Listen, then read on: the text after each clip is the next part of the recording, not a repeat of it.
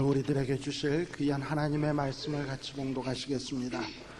하나님의 말씀은 구약성경 시편 37편 시편 37편 1절에서 11절의 말씀입니다.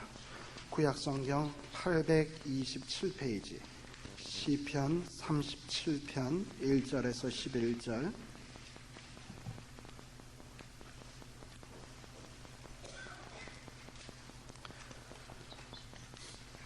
다 찾으신 줄 알고 제가 봉독합니다. 행악자를 인하여 불평하여 하지 말며 불의를 행하는 자를 투기하지 말지어다. 저희는 풀과 같이 속히 배임을 볼 것이며 푸른 채소같이 쇠잔할 것이미로다. 여호와를 의뢰하여 선을 행하라. 땅에 거하여 그의 성실로 식물을 삼을지어다. 또 여호와를 기뻐하라. 저가 내 마음의 소원을 이루어 주시리로다. 너의 길을 여호와께 맡기라. 저를 의지하면 저가 이루시고 내 의의를 빛같이 나타내시며 내 공의를 정오의 빛같이 하시리로다. 여호와 앞에 잠잠하고 참아 기다리라. 자기 길이 형통하며 악한 꾀를 이루는 자를 인하여 불평하여 말지어다. 분을 그치고 노를 버리라. 불평하여 말라. 행악에 치우칠 뿐이라. 대저 행악하는 자는 끊어질 것이나 여호와를 기대하는 자는 땅을 차지하리로다. 잠시 후에 악인이 없어지리니 내가 그곳을 자세히 살필지라도 없으리로다. 오직 온유한 자는 땅을 차지하며 풍부한 화평으로 즐기리로다. 아멘. 기도드리겠습니다. 아버지 하나님, 하나님의 말씀을 묵상하는 시간입니다. 저희들의 영혼의 귀를 번쩍 뜨게 하여 주시옵소서. 마음의 문이 활짝 열려지게 하여 주시옵소서. 하나님의 말씀이 한 말씀 한 말씀 땅에 떨어지지 아니하고 우리의 마음에 새겨지게 하여 주시옵소서. 그리하여 이 말씀을 통하여 소망을 얻고 힘을 얻고 또 새 마음 새 결심을 하는 귀한 은혜의 시간 되게 하여 주시옵소서. 예수님 이름으로 기도드리옵나이다. 아멘.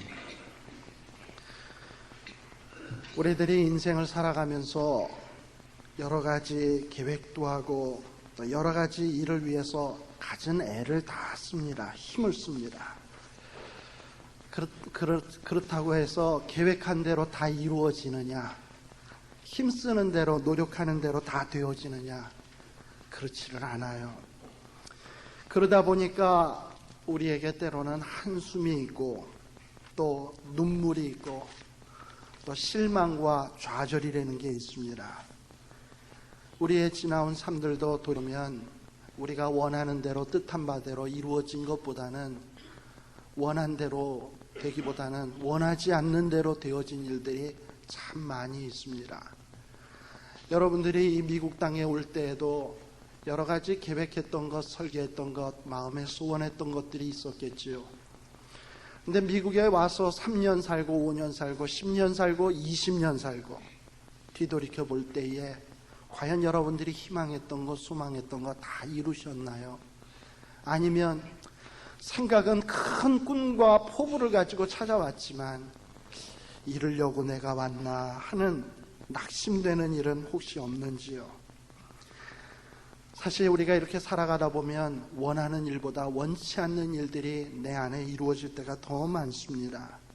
그래서 우리가 세상을 살면서 어떤 실망스러운 일을 당하게 될 때에 그 실망을 대처하는 방법을 제대로 알지 못하면 우리의 삶은 비참하게 되어질 수밖에 없습니다. 그래서 우리들이 절망할 수밖에 없는 상황에 처해졌을 때 우리 하나님을 믿고 의지하는 우리 신앙인들이 과연 이 절망을 어떻게 극복할 것인가 하는 그런 방법을 잘 말씀을 통해서 알고 마음속에 새기고 있어야 될 줄 압니다. 오늘 읽은 말씀에 보시게 되면은 37편 4절에 보면 여호와를 기뻐하라. 여호와를 기뻐하라. 제가 내 마음의 소원을 이루어 주시리로다. 여러분들의 마음의 소원을 이루시기를 원합니까? 하나님을 기뻐하시래요. 또 너의 길을 여호와께 맡기라. 저를 의지하면 저가 이루시고 우리가 하나님 앞에 우리의 길을 맡길 때에 우리 하나님께서 이루신다고 했습니다. 또 뿐만 아니라 여호와 앞에 잠잠하고 참아 기다리라. 자기의 길이 형통하며 악한 꾀를 이루는 자를 인하여 불평하여 말지어다. 이렇게 하나님 앞에 기뻐하며 하나님 앞에 나의 행사를 맡기며 또 하나님께 모든 것을 의지할 때에 우리 하나님이 이루어 주시고 성취해 주시겠다고 말씀해 주셨습니다. 참 말씀 이렇게 딱 보면 이런 거구나 쉽습니다. 근데 말같이 쉽게 되면요 얼마나 좋겠습니까? 그게 잘 안 돼요. 저는 목사이다 보니까 자연히 많은 사람들을 접하게 됩니다. 어떤 사람들은 아주 기뻐하는 일, 즐거워하는 일, 기쁨의 자리를 저와 함께 동참하자고 이야기를 합니다. 생일을 당해서 혹은 자식의 그 돌, 그리고 또 부모님의 환갑 또는 결혼식 이런 자리에 저를 초대해서 함께 예배를 보며 기뻐하기도 합니다. 그런데 반면에 어떤 경우에는 집안에 우환이 겹치고 어려운 일이 있어서 목사님 좀 와서 기도 좀 해주시겠습니까? 예배 좀 봐주시겠습니까? 또는 어떤 이는 사랑하는 이를 먼저 하늘에 보내면서 슬픔에 쌓여서 또 저를 요청할 때도 있습니다.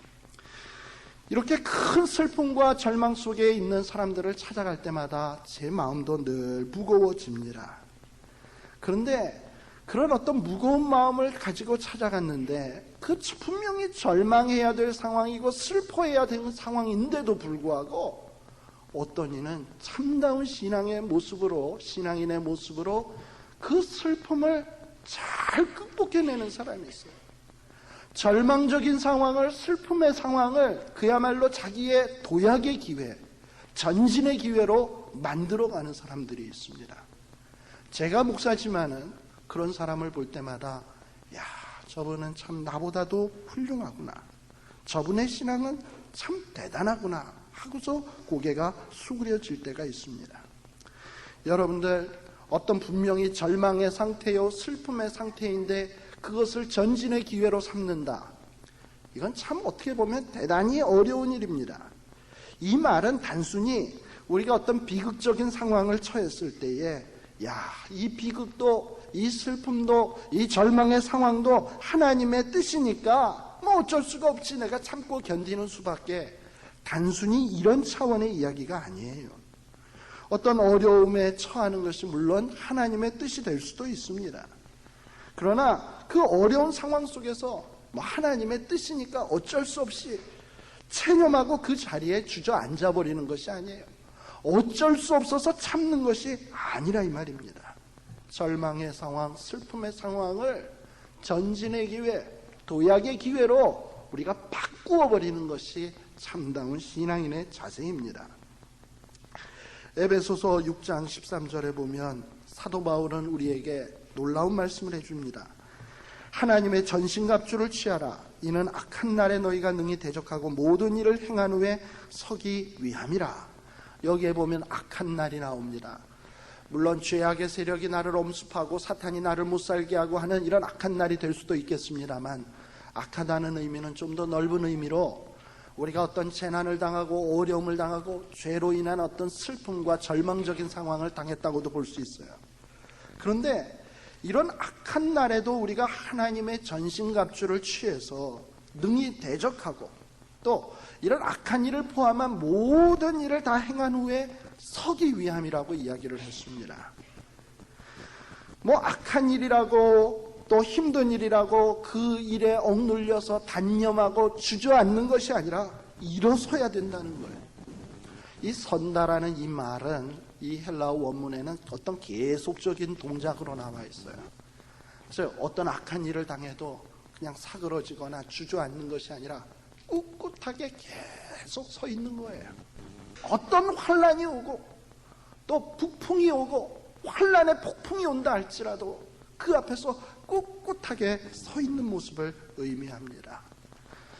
혹시 여러분들의 가정에 혹은 사업체에 여러분들의 개인의 신상에 어려운 일을 당해서 지금 주저앉아 있는 분 계십니까?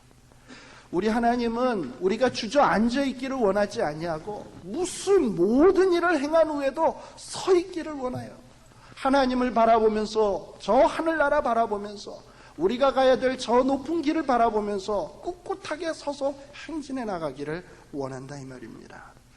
참 그러나 쉬운 일이 아니죠. 또 우리가 이 세상 살아가노라면은 우리 앞에 원치 않는 장벽이 생기게 마련입니다. 물론 하나님께서 신실한 자, 하나님 앞에서 신앙생활 잘하는 자들에게 내가 내 길을 형통하게 하겠다, 또 너의 앞에 어떤 장애물을 없애주겠다, 평탄케 하겠다 라는 말씀을 하시는 때도 있습니다. 그러나 성경 말씀을 쭉 보면 예수 믿는다고 해서 그 길이 평탄해지고 형통하게 되고 그 말씀만이 전부가 아니에요.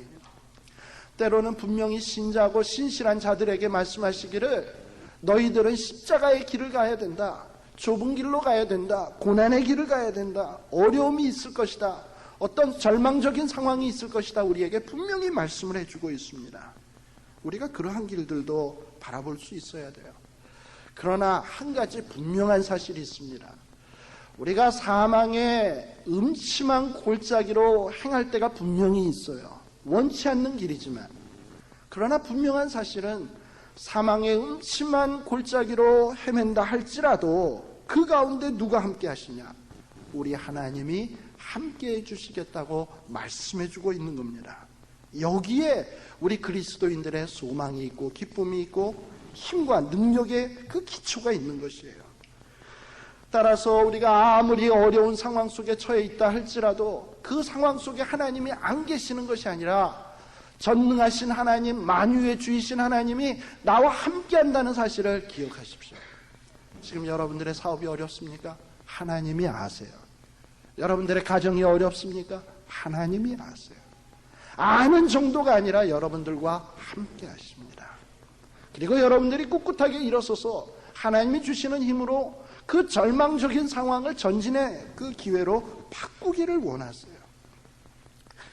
유명한 소설가였던 대문호라고 할 수 있는 빅톨 위고를 여러분들이 잘 아실 겁니다. 이 빅톨 위고가 48세 때입니다. 나이 48세다. 그러면 한참 나이 아닙니까? 사회적 지위로도 최고 절정에 있을 나이고, 그리고 어떤 명예로나 권력으로나 물질적으로나 최고의 지위에 있을 나이입니다. 제가 군에 있을 때 보니까 사단장의 나이가 46세, 47세 그렇더라고요. 그러니 48세면은 최고 절정기에 있는 때라고 할 수 있습니다. 그런데 이렇게 최고의 절정기에 있어야 될 빅톨 위고가 그 절정기에 있었던 것이 아니라 어디 있었는 줄 아십니까? 게르사유 섬이라고 하는 그 감옥에 감방 신세를 지게 되었어요. 그것도 몇 년 동안이냐면 20년 동안을 감옥에 있었어야 했습니다. 고독한 섬에서 그 쓸쓸한 감옥 속에서 귀양살이를 해야 했어요. 남들은 한참 절정기를 구가하고 그리고 최고인 때에 이 사람은 형편없이 절망할 수밖에 없는 그런 처지에 놓여지게 되었어요. 그런데 빅톨 위고의 훌륭한 점은 그런 절망의 상황을 전진의 기회로 바꿨다는 데 있어요. 절망하고 삶을 포기하지 않냐고 오히려 절망을 소망으로 바꿔놓았다는 데 있습니다. 여러분들이 빅톨 위고의 최고의 작품을 아시죠? 그것이 무엇입니까? 짱발짱 혹은 레미제라블이라고도 이야기를 해요. 이 세계적인 명작 레미제라블이 어디서 저술된 거냐? 바로 이 게르사유 감방, 그 고독한 섬의 쓸쓸한 감옥 속에서 이루어진 작품입니다. 만일에 그에게 이런 귀양살이 감옥 생활이 없었다면 어떻게 그 부르의 명작이 나올 수 있었을까요? 없었을 것입니다. 참 하나님의 섭리는 기가 막히고 기기묘묘합니다. 정말 어떻게 이루어질런지는 아무도 모릅니다.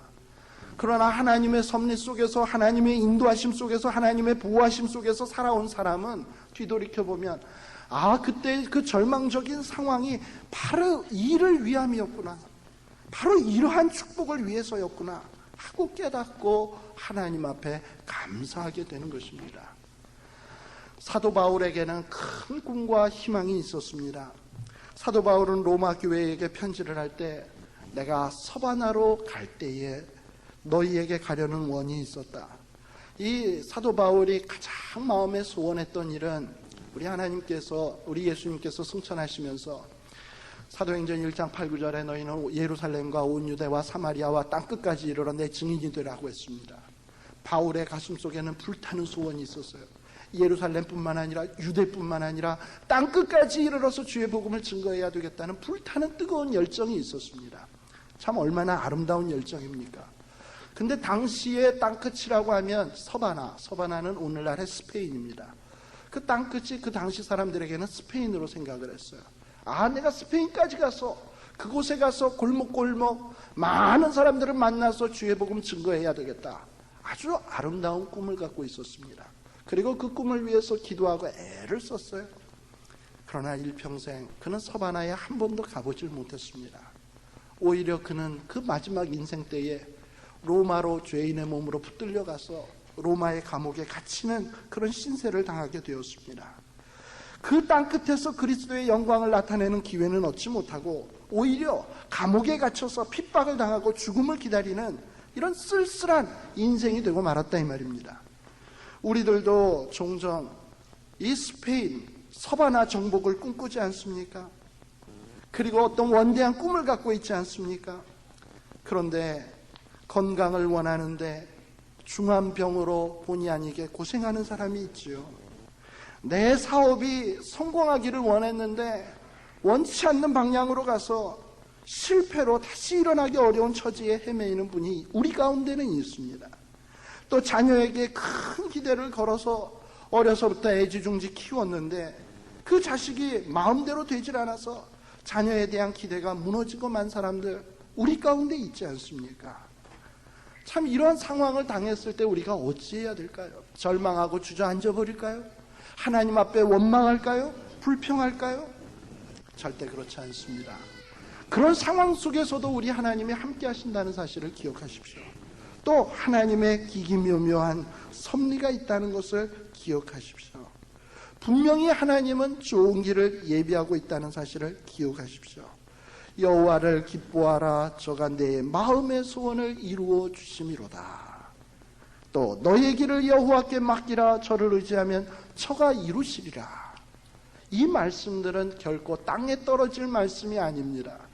천지는 없어질지라도 1.1핵이라도 변하지 않는 우리에게 주신 귀한 약속들이에요. 따라서 여러분들 선을 행하다 낙심한 일을 당하십니까? 낙심하지 마세요. 맥 빠지지 마세요. 절망하지 마세요. 다른 사람들이 내가 선을 행하는데도 알아주지 않는다고, 또 내가 생각한 대로, 내가 목표했던 대로 성과가 나타나지 않는다고 주저앉지 말라 이 말입니다.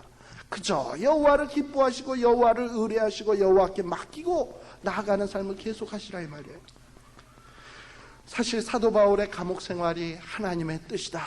참 받아들이고 싶겠습니까? 만일에 여러분들이 그런 생활을 당하게 되었다면 그것을 하나님의 뜻이라고 받아들이고 싶겠습니까? 사도 바울의 감옥 생활은 참으로 비참했습니다.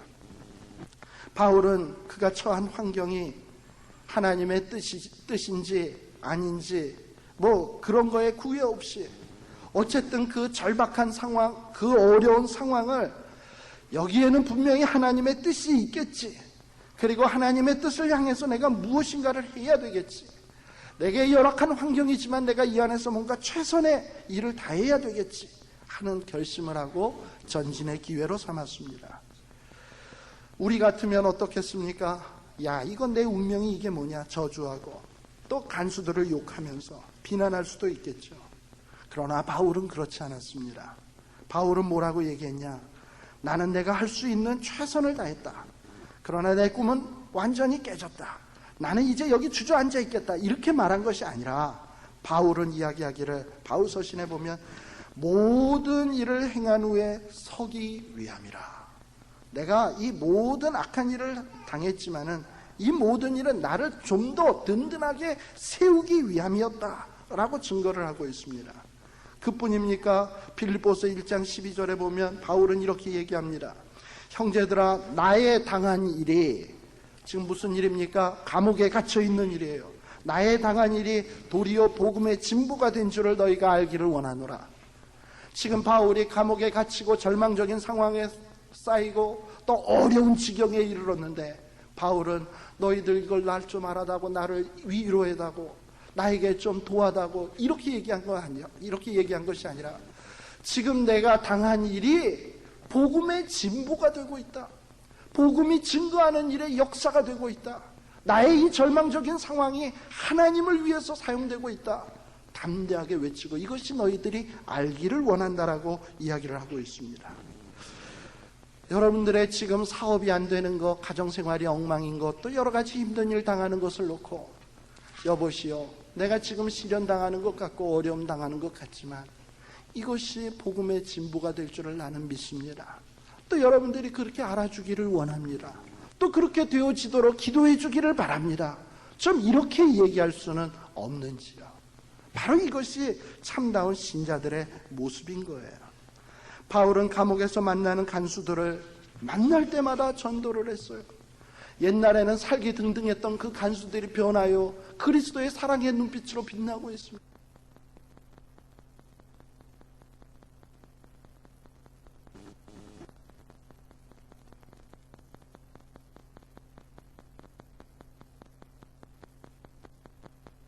있습니다만 바울이 그 감옥 안에서 무엇을 했습니까? 간수들을 만나면 복음을 증거하고 또 시간이 나면 하나님 앞에 기도했겠죠. 찬송했겠죠. 또 그 다음에 시간이 나니까 무엇을 했습니까? 여러분들이 신약 성경의 많은 부분이 바울이 썼습니다. 그 중에 또 많은 부분이 바울이 감옥에서 썼습니다. 그것을 그 유명한 옥중서신이라고 이야기를 하는 거예요. 바울이 살아생전에 일일이 만나서 입술로서 복음을 증거한 사람이 많겠습니까? 그가 그 입술로 주의 복음을 증거하면서 영향력을 미친 사람이 많겠습니까? 아니면 그가 쓴 글을 통해서 영향을 미치고 복음을 받아들이게 한 사람이 많겠습니까? 저는 바울의 이야기를 직접 들어본 적은 없습니다. 그러나 바울이 쓴 글을 읽고 눈물을 흘린 적은 있습니다. 저는 바울의 얼굴은 보지 못했지만 바울이 쓴 글을 통해서 그의 심오한 주님 사랑은 느낄 수 있었습니다. 바울이 만일에 감옥에서 그가 글을 쓰지 않았더라면, 그가 그 주어진 환경 속에서 내 상황이 뭐 이래, 모든 것을 다 때려치고 그만두고 절망하고 죽기를만을 기다렸다면 오늘 그는 나에게 아무런 영향력도 미칠 수 없었을 것이에요. 그러나 그는 절망하지 아니하고 낙심하지 아니하고 그에게 주어진 기회, 시간, 그것을 잘 선용했을 때 오늘 나에게도, 오늘 여러분들에게도 얼마나 많은 영향력을 미치고 있습니까? 이와 같이 참다운 그리스도인이란 절망적인 상황을 하나님께 향한 전진의 기회로 삼는 자들입니다. 바로 여기에 우리 기독교의 위대성이 있는 것이에요. 그럼에도 불구하고 많은 사람들은 이 절망적인 상황을 선용하지 못하고 곧잘 좌절해버립니다. 물론 모든 감옥 생활이 다 유익한 것은 아니지요. 사망의 음침한 모든 골짜기가 아침에 밝은 빛을 비추어주는 것도 아닙니다. 우리가 이 세상 살아가면서 절망적인 상황이 늘 없으리란 보장도 못합니다. 그러나 그 안에서 우리가 좌절만 해버린다면 더 상하고 더 마음의 고통만 당할 뿐이라는 것도 우리들이 기억해야 돼요. 또 하나, 우리가 절망을 전진의 기회로 삼으려면, 우리에게 절망이 없도록 하려면 어떻게 해야 될까요? 갈보리 언덕을 생각하십시오. 갈보리 언덕의 십자가를 생각하십시오. 우리 주님의 일평생에 십자가가 없었다라면 어떻게 되었을까를 한번 생각해 보십시오. 우리 주님은 실로 많은 사람들에게 인기가 있는 분이었습니다. 수많은 청중들이 주님의 말씀을 들으러 구름대같이 몰려왔습니다. 또 많은 사람들이 주님의 은혜를 입고 병고침을 받고 주님 앞에 고마운 마음도 갖고 있었습니다. 그러나 만일에 주님이 십자가를 지지 않았더라면 주님은 정말 위대한 선생이요, 위대한 도덕론자요, 또 위대한 많은 사람들에게 선을 끼친 성인군자는 될 수 있었는지는 모르지만 십자가가 없었더라면 주님은 만왕의 왕은 될 수 없었어요. 우리 온 인류의 구세주는 될 수 없었습니다. 여러분들 주님이 십자가를 몇 살 때 지셨습니까? 나이 33세. 가장 젊을 때, 그리고 가장 잘 나가야 될 때에 그는 십자가를 지셨습니다. 어떻게 보면 절망이요, 좌절이요, 모든 것의 끝이라고도 이야기할 수 있어요. 그런데 주님께서는 그 절망적인 십자가를 기꺼이 받아들이심으로 말미암아서 그 절망의 십자가를 바꾸어서 소망의 구원을 우리에게 허락해 주시고, 또 예수님 자신도 그 절망의 십자가를 지셨을 때에 만왕의 왕이 되실 수 있었어요. 이러한 주님께서 오늘 우리에게 말씀하시기를, 너희가 나를 따라오기를 원하느냐? 그리하면 각각 자기의 십자가를 지고 나를 쫓을 것이니라. 여러분들 여기에서 말하는 자기의 십자가는 뭘까요? 주님을 따르다 보면 절망적인 상황 왜 없겠습니까? 힘든 일이 왜 없겠습니까? 그러나 주님 바라보면서 주님을 기쁘게 해야 되겠다, 주님을 의뢰해야 되겠다, 주님을 맡겨야 되겠다, 비록 내가 절망적인 상황이 있다 할지라도 이것을 참고 견디며 나아가야 되겠다 할 때에 주님이 영광 받으신 것처럼 주님의 영광에 우리도 동참하게 되는 거예요. 주님이 만왕의 왕이 되어 주셨던 것처럼 우리도 주님과 함께 왕노릇할 그날이 있게 되는 겁니다. 그러한 주님이 지신 십자가를 우리가 바라봐야 돼요. 사실 여러분들 예수님의 제자들을 한번 생각해 보십시오. 예수님의 제자들 가운데 12사람 중에 그 한 사람 가룟 유다, 그는 분명히 나쁜 사람이었습니다. 그리고 예수님을 십자가에 못 박는데 주범이었습니다. 그러나 그는 죄를 짓고 난 다음에 잘못을 깨달았어요. 후회도 했어요. 그러나 그는 그 후회 이상의 장벽을 벗어나지 못했습니다. 주님을 팔아먹었다는 죄책감에 실망 속에서 낙심 가운데서 절망하다가 마침내 절망으로 자살하는 비극을 초래하고 말았습니다. 그러나 한편 남은 11 제자들은 어떠했습니까? 남은 11 제자들도 주님이 십자가 지러 갈 때에 아무도 담대하게 나서서 주님을 구출해 드리지 못했다는 그런 자신들의 비겁함 때문에 양심의 가책들을 느끼고 있었습니다. 또 주님이 그토록 우리에게 사랑을 베풀어 주셨는데 그 주님의 신의에 대해서 우리가 배신했다는 배신감 속에 괴로워하고 있었습니다. 모두 다 그 낙심과 절망 속에 빠져 있었습니다. 그러나 이 11사람은 주님의 택한 자들이었어요. 이 주님께서 부활의 주님께서 이 11 제자들에게 나타나셨습니다. 그 좌절 속에 있는 자들, 실패감 속에 있는 자들에게 주님은 말씀하십니다. 너희에게 평강이 있을지어다. 지금 실패함 속에서 또 여러 가지 비겁함, 그것에 대한 죄책감 속에서 또 자신들이 이제 앞으로 무엇을 해야 되는가 캄캄한 어떤 그 미래를 앞에다 놓고 낙심과 절망 속에 있을 때에 주님은 찾아와 주시어서 너희에게 평강이 있을지어다 라고 말씀을 해주셨습니다. 오늘 이러한 절망과 실패와 낙심 속에 있는 여러분들에게도 주님은 똑같이 말씀하십니다. 우리에게 평강이 있기를 원하세요. 그 주님의 약속을 받아들이시고 두려움, 실패, 낙심, 절망 다 쓸어내버리자고요. 그리고 또 우리 주님께서 말씀을 해주셨어요. 그의 손과 발을 보여주시면서 그 절망의 십자가를 지실 때 찢겨졌던 상처, 그 허리에 상자국, 머리에 그 가시관 자국 보여주셨습니다. 생생하게 보여주셨어요. 그러나 그것으로 끝난 것입니까? 결국 예수님이 그것을 보여주신 의도는 무엇입니까? 내가 이렇게 찔리고 찢기고 피 흘리고 죽었으나 죽음으로 끝난 것이 아니라 나는 이렇게 살아났다, 부활했다, 일어섰다, 승리했다는 것을 보여주는 거예요. 너희도 역시 지금 이렇게 찢기고 상처 입고 실패 속에 허우적거리고 있지만 내가 부활한 것처럼 너희들도 일어설 수 있다는 용기를 불러일으켜 주신 것입니다. 우리가 왜 못 일어서겠습니까? 죽음도 예수님을 어찌할 수 없었는데, 죽음도 우리를 어찌할 수 없는데 우리에게 왜 용기가 없고 왜 낙심과 실망 속에 헤매고 있습니까? 또 뿐만 아니라 우리 주님께서는 제자들에게 말씀하셨습니다. 아버지께서 나를 보내신 것 같이 나도 너희를 보내노라. 무슨 얘기입니까? 하나님께서 우리 예수님을 이 땅 위에 보내서 고난당하게 하시고 십자가 지게 하시고 정말 절망의 십자가로 끝나는 것 같이 그렇게 하신 것 같지만 결국 일으키셨던 것처럼, 그리고 만유의 주가 되게 하셨던 것처럼 나도 너희를 이 세상에 보낸다 이 말이에요. 우리도 이 세상 속에서 신자로서 살아가다 보면은 어려움도 당하고 고통도 당하고 괴로움도 당하나, 그러나 거기에서 끝나지 아니하고 승리하고 일어서서 많은 사람들에게 빛을 발하고 소금의 직분을 발하도록 하기 위해서 나도 너희를 보낸다고 말씀을 하십니다. 여러분들도 이렇게 보냄을 받아야 돼요.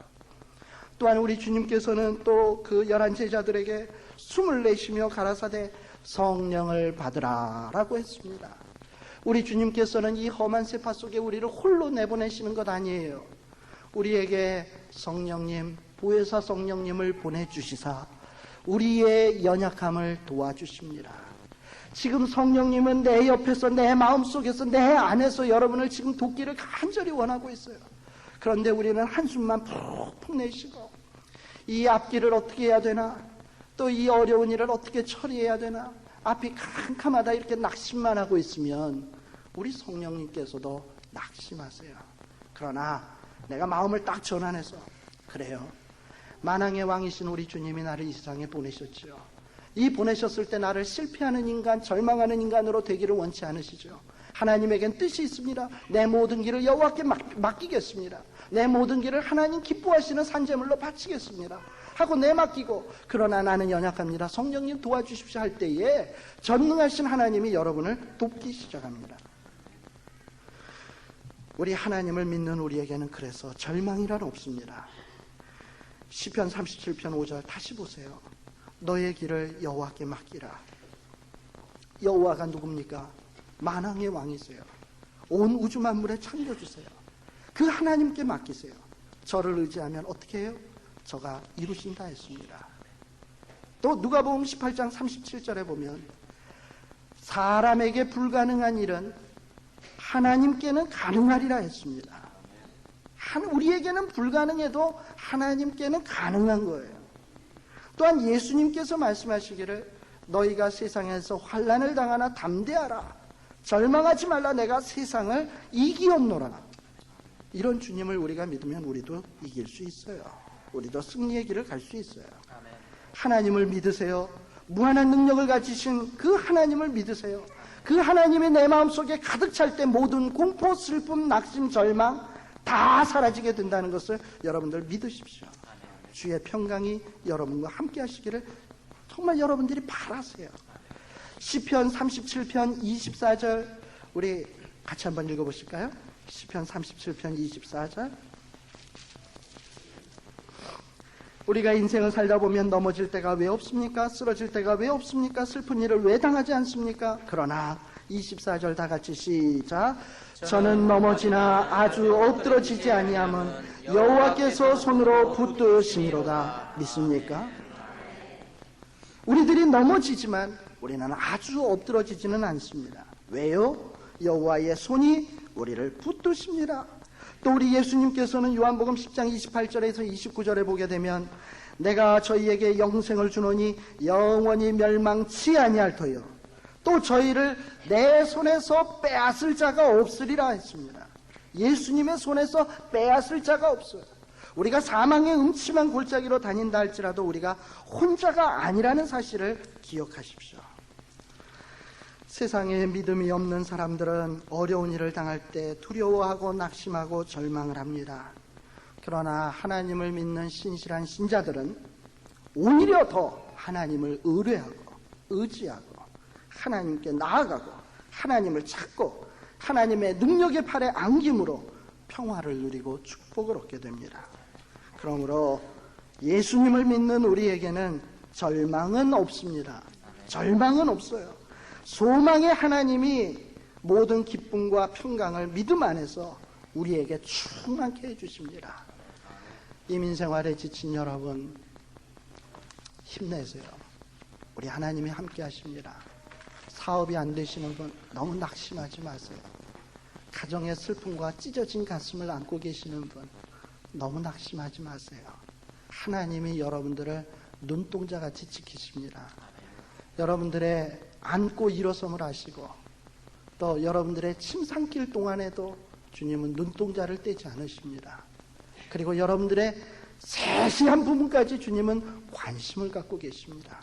이런 주님 앞에 모든 것을 내어 맡기시고 절망적인 상황을 승리로 바꾸시는 이러한 여러분들 되시길 간절히 축원을 드립니다. 기도하겠습니다. 하나님 아버지, 우리들이 미국 땅에 와서 살고 있습니다. 참 우리의 삶이 우리의 마음대로 되지 않습니다. 그래서 때로는 슬픔을 당하고 찢어지는 가슴을 가지고 주님 앞에 눈물을 흘릴 때도 있습니다. 무엇보다도 우리 하나님이 제일 잘 아시죠. 가슴에 터질 듯한 슬픔도 아시고 또 그 답답함도 우리 하나님은 다 아시리라 믿습니다. 하나님 아버지, 이 슬픔과 좌절과 낭망스러운 것을 내 안에 끙끙 앓으면서 그냥 혼자서만 앓는 저희들 되지 말게 하여 주시옵시고, 주님 앞에 다 내어 맡기고 다 내어놓고 주님을 의지하면서 주님께서 이루어 주시는 그 놀라운 축복을 체험하는 자들 다 되게 하여 주시옵소서. 절망의 그림자가 우리를 엄습한다 할지라도 우리는 소망의 저 구름 너머의 태양을 바라보면서 전진해 나가는 저희들 되게 하여 주시옵시고, 주님께서 예비하신 축복의 아름다운 축복들을 우리의 삶 속에서 풍성히 누릴 수 있는 귀한 주의 백성들 다 되게 하여 주시옵소서. 예수님 이름으로 간절히 기원을 드리옵나이다. 아멘. 말씀을 같이 교독합니다. 너희는 온 세상에 나가서 만민에게 복음을 전파하고 땅끝까지 이르러 나의 증인이 되라.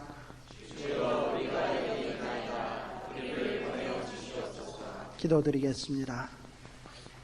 이제는 우리 주님 예수 그리스도의 은혜와 우리 아버지 하나님의 무한하시고 지극하신 그 사랑하심과 성령님의 감화 감동 교통하심이 참으로 어려운 상황 중에서도 주님 앞에 모든 것을 내어 맡기고 주님을 의뢰하는 가운데 승리하기로 다짐하는 여기에 모인 귀한 하나님의 자녀들 위해 이제로부터 영원히 항상 함께 하실지어다. 아멘.